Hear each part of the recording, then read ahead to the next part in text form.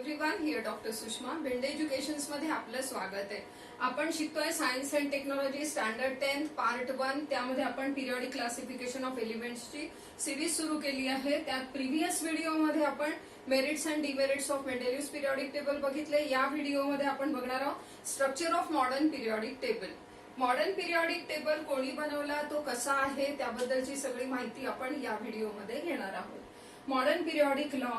In 1913 AD, the English scientist Henry Moseley demonstrated that atomic number of the element is the most fundamental property of the element.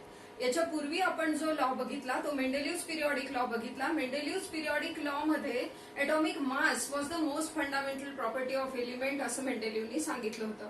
आणि मेंडेलिव्हनी एक basic periodic table तयार करून ठेवलेला होता. हा जो basic periodic table तयार करून ठेवला होता त्याला रिवाइज करण्यात आलं आणि शिवाय atomic number was the most fundamental property of the element हे सांगण्यात आलं. हे सांगितलं इंग्लिश सायंटिस्ट हेनरी मोस्लेनी. हेनरी मोस्लेनी जी माहिती दिली त्यावरून जो पिरियडिक टेबल बनवण्यात आला त्याला मॉडर्न पिरियडिक टेबल असं म्हणतात. आणि त्यांनी जो लॉ मांडला त्या लॉला मॉडर्न पिरियडिक लॉ असं म्हटलं जातं. त्यांनी जो लॉ दिला त्यामध्ये आहे properties of elements are periodic function of their atomic numbers. Law बघा, लॉचं स्टेटमेंट सेम आहे. कोणाचं? मेंडेलिव्हचं आणि यांचं हेनरी मोस्लेचं. म्हणजे मॉडर्न पिरियडिक लॉ आणि मेंडेलिव्हचा पिरियडिक लॉ याचं स्टेटमेंट सेम आहे. फक्त तिथे एटॉमिक मास आहे. Atomic mass was the fundamental property of element सांगितलं मेंडेलिव्हनी आणि त्याला एटॉमिक नंबर मध्ये कन्व्हर्ट केलं हेनरी मोस्लेनी. हेनरी मोस्लेनी जो टेबल मांडला त्याला आपण मॉडर्न पिरियडिक टेबल असं म्हणतो. मॉडर्न पिरियडिक टेबल कशावर बेस्ड आहे बघा, तर तो एटॉमिक नंबरवर बेस्ड आहे. Elements are arrange in accordance with the atomic number. जो मॉडर्न पिरियडिक टेबल आहे त्या मॉडर्न पिरियडिक टेबल मध्ये एटॉमिक नंबर नुसार सगळ्या एलिमेंट्सची इन्क्रीजिंग ऑर्डर मध्ये मांडणी केलेली आहे. Drawbacks of Mendeleev's periodic table can be removed easily. जे ड्रॉबॅक्स होते मेंडेलिव्हस पिरियडिक टेबल मध्ये हे मी तुम्हाला नंतर एक्सप्लेन करते शेवटच्या स्लाइड मध्ये की जे ड्रॉबॅक्स होते मेंडेलिव्हस पिरियडिक टेबल मध्ये ते सगळेच्या सगळे ड्रॉबॅक्स इथे मॉडर्न पिरियडिक टेबल मध्ये काढण्यात आले. Relation between atomic number of element and electronic configuration can be seen clearly. Electronic configuration काय आहे, तर जे इलेक्ट्रॉन्स असतात, atomic number means number of protons और नंबर ऑफ इलेक्ट्रॉन्स. कारण नंबर ऑफ प्रोटॉन्स हे बाय डेफिनेशन आहे, पण नंबर ऑफ प्रोटॉन्स आणि नंबर ऑफ इलेक्ट्रॉन्स सेम असतात. सो इलेक्ट्रॉनिक कन्फिगरेशन करत असताना फर्स्ट ऑर्बिट मध्ये 2 इलेक्ट्रॉन्स, सेकंड ऑर्बिट 2, 8, 18 अशा पद्धतीने इलेक्ट्रॉनिक कन्फिगरेशन असतं. हे आपण शिकलेलो आहे. तर relation between atomic number of element and electronic configuration can be seen clearly in modern periodic table. There are 118 elements in the modern periodic table which is now completely filled. हा जो modern periodic table आहे त्यामध्ये 118 elements ज्याचा आतापर्यंत शोध लागलेला आहे ते सगळेचे सगळे एलिमेंट्स मॉडर्न पिरियडिक टेबल मध्ये पद्धतशीरपणे फिट झालेले आहेत. ओके, आता पुढे बघा. हा जो टेबल इथे दाखवलाय हा तुमच्या टेक्स्टबुक मध्ये दाखवलाय, पण हा थोडा लाईट दिसतोय म्हणून मी नेक्स्ट याच्यामध्ये थोडा कलर्ड घेतलाय जेणेकरून तुम्हाला समजावं म्हणून. हा जो मॉडर्न पिरियडिक टेबल आहे या मॉडर्न पिरियडिक टेबलचं स्ट्रक्चर आपण आता शिकूया. Structure of modern periodic table. पहिले शिकूया पिरियड्स अँड ग्रुप्स. पिरियड्स आणि ग्रुप्स म्हणजे काय? Horizontal rows in the periodic table they are called as periods and vertical columns are called as groups. पुन्हा लक्षात घ्या, हॉरिझॉन्टल रोज हे बघा, हा first period, this is first period, this is second period, this is third period, fourth period, fifth period, sixth period and seventh period. हे जे दोन इथे खाली दाखवले आहेत these are the series, lanthanide series and actinide series. या ज्या दोन सिरीज आहे ऍक्च्युअली या दोन सिरीज या ठिकाणी प्लेस्ड आहेत म्हणून याला पिरियडचा नंबर देण्यात आलेला नाहीये. ठीक आहे, हे जे लॅन्थेनाइड्स आहे हे 6th नंबरच्या पिरियड मध्ये आहेत आणि हे जे ऍक्टिनाइड्स आहे they are in the 7th period. मग horizontal rows in the periodic table are called as periods. हे तुम्हाला fill in the blanks true or false मध्ये विचारतात, नीट लक्षात ठेवा. Horizontal rows are called as periods and vertical columns are called as groups. हे असे जे व्हर्टिकल कॉलम्स आहेत यांना आपण ग्रुप्स म्हणतो. There are 7 periods and 18 groups in modern periodic table. उभे 18 आहेत. They are called as vertical columns in the periodic table are called as groups and there are 18 groups in modern periodic table. कळलंय तुम्हाला? horizontal rows are called as periods, vertical columns are called as groups. There are 7 periods and 18 groups in modern periodic table. आता next बघूया lanthanides and actinides. These are called as lanthanides and these are called as actinides. Two series at the bottom of elements are called as lanthanide series and actinide series. हे जे लॅन्थेनाइड्स आणि ऍक्टिनाइड series आहेत या ठिकाणी placed आहेत. म्हणजे हे जे टोटल 14 एलिमेंट आहे लॅन्थेनाइड सोडून हे टोटल 14 एलिमेंट्स आहे यांच्या प्रॉपर्टीज अगदी मिळत्या जुळत्या असतात. म्हणून या सगळ्यांना या ठिकाणी प्लेस करण्यात आलेलं आहे. लॅन्थेनाइड्सला आणि ऍक्टिनाइड्सला या ठिकाणी प्लेस करण्यात आलेलं आहे. ठीक आहे. Two series at the bottom of elements are called as lanthanide series and actinide series. येत आहे लक्षात? पुन्हा एकदा रिवाइज करा. horizontal rows are called as periods, vertical columns are called as groups. There are 7 periods and 18 groups in modern periodic table. आणि खाली ज्या दोन सिरीज आहेत त्या lanthanide आणि actinide series. Now we are going to see S block, P block, D block and F block element. हा पूर्ण जो modern periodic table आहे it is divided into 4 blocks. ठीक आहे. SPDF. आता यांना SPDF नाव का दिले हे तुम्हाला 11-12 मध्ये गेल्यावर कळेल, कारण त्या ठिकाणी तुम्हाला थोडं विस्तृत मध्ये इलेक्ट्रॉनिक कॉन्फिगरेशन शिकायचं आहे. त्यानुसार हे SPDF नाव दिलेले आहेत. लक्षात ठेवा SPDF.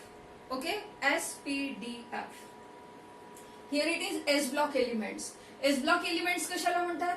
First and second group elements are called as S block elements. त्यानंतर 13, 14, 15, 16, 17, 18 म्हणजे from 13 to 18 they are called as P block elements. आणि इकडे D block element. D block element आहे from 3 to 12. Elements from 3 to 12 group they are called age D block element. आणि F block element खालच्या ज्या दोन series आहेत त्यांना F block element. SPDF. SPDF. Okay. S block elements from first and second group 13 to 18 they are P block elements. D block elements from middle 3 to 12 they are called as D block elements. And F block elements are two series at the bottom of periodic table they are called as F block elements. ठीक आहे. आता त्याच्या पुढचा point शिका. या ठिकाणी normal transition, inner transition and zero group element. Normal element कोणाला म्हणतात? ज्यांचं फक्त outermost orbit incompletely filled आहे they are called as normal elements. Elements whose outermost orbit is incompletely filled they are called as normal elements. Normal मध्ये येतं first second group. पुन्हा लक्षात घ्या ग्रुप नंबर 1, 2 अँड 13, 14, 15, 16, 17. 17 पर्यंत पुन्हा लक्षात घ्या group 1, 2 and 13 to 17 they are called as normal elements. त्यांचं फक्त outermost orbit incompletely filled असतं.